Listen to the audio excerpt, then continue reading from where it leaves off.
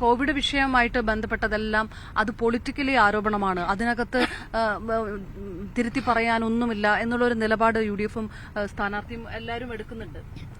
അതെ അതെ, അത് എന്താ അതിലെ ഒരു ആരോപണം നിങ്ങൾ നോക്കൂ. ഞാൻ PPE കിറ്റ് 1500 രൂപ കൊടുത്ത് വാങ്ങി എന്നുള്ളതാണ്.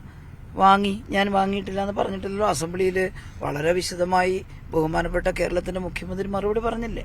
ചീഫ് സെക്രട്ടറി അധ്യക്ഷനായ ഒരു സമിതി ആലോചിച്ച് എടുത്ത തീരുമാനം. മാർക്കറ്റിൽ സ്കാഴ്സിറ്റി വന്നു, കിട്ടാനില്ല, വില കൂടി. ആ വില കൂടിയ 1.5 മാസക്കാലം. അപ്പോ അന്നേരം വാങ്ങണ്ടെന്ന് വെച്ചാൽ കുറെ ഡോക്ടർമാരും നഴ്സുമാരും മരിച്ചു പോവും. അതൊരു ഡിസാസ്റ്ററിന്റെ സമയത്ത് വളരെ പെട്ടെന്ന് ഉചിതമായ തീരുമാനം എടുക്കണ്ടേ. അപ്പൊ അത് വാങ്ങി. ഞങ്ങൾ ഓർഡർ ചെയ്ത് അത്രയൊന്നും കിട്ടിയില്ല, കുറച്ച് മാർക്കറ്റിലില്ലായിരുന്നു.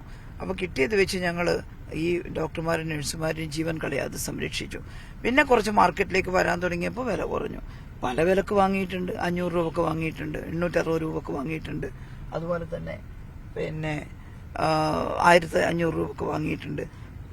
അത് മനസ്സിലാക്കാൻ കഴിയാത്തവരാണോ ഈ നാട്ടിലെ ജനങ്ങൾ? അതുകൊണ്ട് അവരുടെ ആ പ്രചരണം അതിന്റെ മുനയൊടിഞ്ഞു. കാരണം കോൺഗ്രസിനകത്തുള്ള ആളുകൾ തന്നെ പറഞ്ഞിട്ടുണ്ട്, ഇത് ഇങ്ങനെ പറയുന്നത് ധാർമ്മികമല്ല. കാരണം 10 രൂപയുടെ മാസ്ക് ഞങ്ങൾ 60 രൂപ മുതൽ 100 രൂപ വരെ കൊടുത്ത് വാങ്ങിയിട്ടുണ്ട് ഒരു ഘട്ടത്തിൽ. പിന്നെ ധാരാളം മാസ്ക് സ്റ്റിച്ച് ചെയ്ത് മാർക്കറ്റിൽ എത്തിക്കാൻ പല മേഖലയിലും തുടങ്ങിയപ്പോൾ വില കുറഞ്ഞിട്ടുണ്ട്. അതുകൊണ്ട് അത്തരം ആരോപണങ്ങൾ അവരിപ്പോഴും ഉറച്ചു നിൽക്കുന്നെങ്കിൽ അവർ നിൽക്കട്ടെ. ആ ആരോപണങ്ങളൊക്കെ പൊളിഞ്ഞു എന്ന് തോന്നിയത് കൊണ്ടാണ് ഒരു ക്യാരക്ടർ അസാസിനേഷൻ, ഒരു വ്യക്തിഹത്യ തന്നെ നടത്തിക്കൊണ്ടുള്ള ഒരു ആരോപണത്തിലേക്ക് കടക്കാൻ തീരുമാനിച്ചിട്ടുണ്ടാവുക. അങ്ങനെയാണോ ടീച്ചർക്ക് തോന്നുന്നത്? ഞാൻ അങ്ങനെ തന്നെയാണ് കരുതുന്നത്. കാരണം അതൊന്നും പിടിച്ചില്ല. അതൊരു കോൺഗ്രസ് പ്രവർത്തകയെ കൊണ്ട് കേസൊക്കെ കൊടുപ്പിച്ചെങ്കിലും അതിനൊന്നും അവരെടുത്ത് യാതൊരു തരത്തിലോ ഉപോത്ബലകമായിട്ടുള്ള ഒരു കാര്യം അവരെടുത്തില്ല. അപ്പോ അതുകൊണ്ടായിരിക്കണം. എന്നാ പിന്നെ എങ്ങനെയാണ് എന്റെ വ്യക്തിത്വം അത് എന്തെങ്കിലും ഉണ്ടെങ്കിൽ അത് നശിപ്പിക്കുക എന്നുള്ളതാണ് അവർ ആഗ്രഹിച്ചത്. അതിനുവേണ്ടി പല അടവും പ്രയോഗിച്ചു നോക്കി. അതിലൊന്നൊരു പോർണോ ചിത്രം, ഒരു വൃത്തികെട്ട ചിത്രത്തിനകത്ത് എന്റെ തല ചേർത്തുകൊണ്ട് മോശമായ രീതിയിൽ അവര് അത് പ്രചരിപ്പിക്കാൻ ശ്രമിച്ചു. വളരെ മോശമായ രീതിയിൽ. ആ ചിത്രം കാണുമ്പോൾ തന്നെ നമുക്കൊരു വല്ലാത്ത അസ്വസ്ഥതയുണ്ടാവും. കാരണം നമ്മളൊന്നും ഒരിക്കലും അങ്ങനെയൊന്നും ഒരു വേഷവും അല്ലല്ലോ നമ്മൾ. അങ്ങനെ ഒരു പ്രചാരണം ഒരു രാഷ്ട്രീയ തെരഞ്ഞെടുപ്പിൽ എനിക്ക് തോന്നുന്നു കേരളം അങ്ങനെ വിറ്റ്നസ് ചെയ്തിട്ടേ ഇല്ല.